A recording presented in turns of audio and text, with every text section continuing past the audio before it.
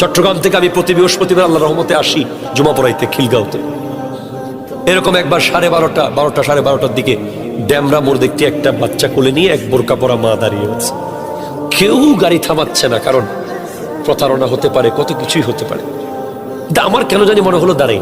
Class করে যেসব, মা কি হলো, আপনি এত রাতে এখানে কেন?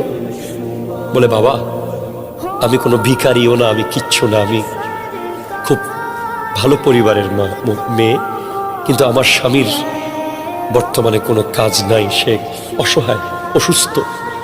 আমার এই ছেলে গত 7 দিন পেট ভরে কিছু খেতে পারেনি। আপনার কোনো টাকা দিতে হবে না, যদি পারেন আমার বাচ্চাকে কিছু খাবার কিনে দেন। আমি বুঝতে পারলাম যে মা ওই জিনিস যিনি বাচ্চার জন্য সমস্ত ব্যক্তিত্বকে বিসর্জন দিয়ে হাত পাততে পারে।